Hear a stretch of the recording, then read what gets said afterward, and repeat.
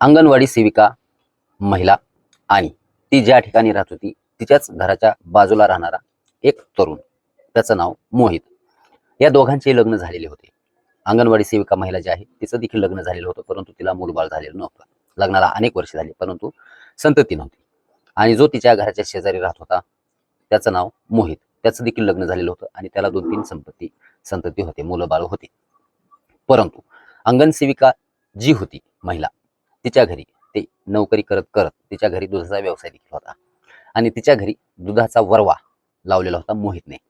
कधी मोहित जायचा, कधी मोहितची पत्नी जायची, परंतु मोहितच्या तिच्या घरी जाण्या येण्याने त्यांचं रिलेशन वाढलं, संबंध वाढले, ओळख झाली आणि त्याच ओळखीचं रूपांतर प्रेम प्रकरणात झालं आणि त्यांचे अनैतिक संबंध सुरू झाले.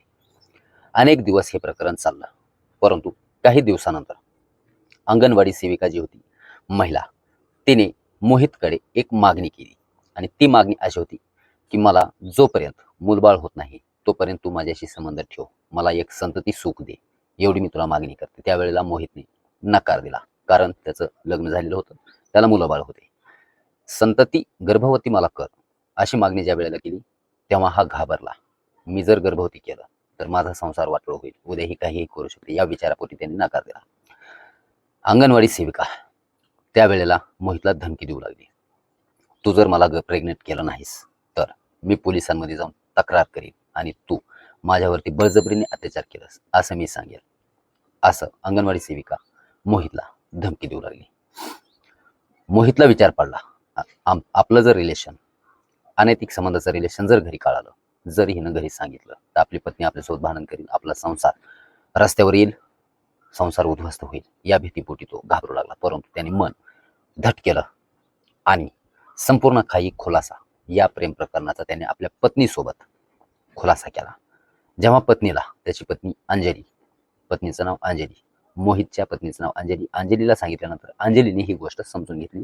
त्या दोघांमध्ये भांडण झालं नाही, परंतु आता हे प्रकरण मिटवायचं कसं, म्हणून दोघा पत्नींनी मध्यरात्री विचार केला आणि एक डाव रचला. तो डाव असा होता की ज्या वेळेला अंगणवाडी सेविका महिला घराच्या बाहेर वट्यावरती आली त्यावेळेला होमस्टेमध्ये हे दोघं पती पत्नी थांबले, मोहित आणि अंजली.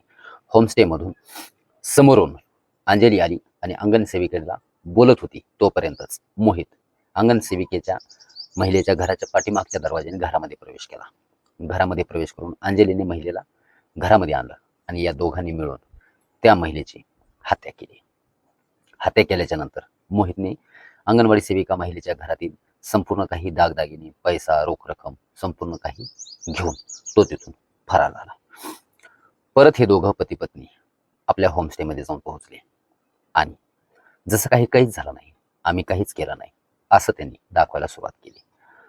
मध्यरात्री पुन्हा डाव रचला. तिचे पती जी अंगणसेविका होती तिचे पती बाहेरगावी होते, त्यामुळे तिच्या घरात कोणा जाण्या येण्याचा प्रश्नच नव्हता, ती बॉडी घरातच राहिली. ज्या वेळेला यांनी इकडे पुन्हा डाव रचला पळून जाण्याचा, पैसे घेऊन पळून जाण्याचा डाव रचला, त्यावेळेला त्यांनी शिवपूर रेल्वे स्टेशन गाठलं. शिवपूर रेल्वे स्टेशनवर पोहोचले आणि पोलिसांनी सापळा रचला आणि या दोघही पती पत्नींना पोलिसांनी जाळ्यात घेतलं. त्यानंतर पोलिसांनी तपासाची चक्र फिरवली. दुधाचा वरवा होता, या दोघांमध्ये अनैतिक संबंध होते, हे संपूर्ण काही पोलिसांच्या समोर आलं. डेड बॉडी संपूर्ण शवविच्छेदन करण्यात आलं. संपूर्ण काही प्रकरण जिथल्या तिथं स्थिर झालं आणि या दोघांना चौकशीमध्ये जेव्हा विचारण्यात आलं नेमकं काय घडलं त्यावेळेला या दोघांनी कबुलीनामा दिला की अंगणवाडी सेविका मला मागणी करत होती की प्रेग्नेंट कर, मी नकार दिला तर ती मला धमक्या देऊ लागली, म्हणून या भीतीपोटी मी हे पाऊल उचललं. आणि नंतर पोलिसांनी या दोघांना PCI घेतला आणि कठोर शिक्षेस पात्र ठरवण्यात आलं आणि दंड देखील ठोठावण्यात आला. या घटनेनंतर संपूर्ण माहोल हा गरम झाला. वाराणसीतील लक्ष्मणपूर शारदा विहार कॉलनीमध्ये घडलेली ही भयानक घटना समोर येते. यामध्ये प्रियकर असणारा आरोपी अंगणवाडी सेविका महिलेचा प्रियकर आरोपी मोहित यादव, त्याची पत्नी अंजली चव्हाण, या दोघांनाही पोलिसांनी जाळ्यात घेतलं आणि या प्रकरणावरून ते दोघेही आयुष्यातून उद्ध्वस्त झाले. आज त्यांना शिक्षा ठोठावण्यात आली.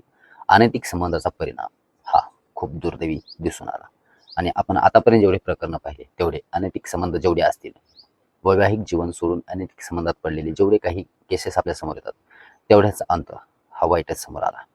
त्यामुळे अशा प्रकरणामध्ये न पडता आपल्या मुलाबाळांचा, आपल्या संसाराचा विचार करून चालणं खूप महत्त्वाचं आहे. नाहीतर अशा घटनांना सामोरं जावं लागतं, आयुष्यातून उठावं लागतं. या घटनेबद्दल आपल्याला काय वाटतं? आपली प्रतिक्रिया आम्हाला कमेंट बॉक्समध्ये कळवा. आपल्या MMJ न्यूज मराठी चॅनलला सबस्क्राईब करा, बेल आयकॉन घंटेला प्रेस करा. भेटूया पुढील अशाच एका नवीन रिअल मराठी क्राईम स्टोरीसोबत. तोपर्यंत धन्यवाद.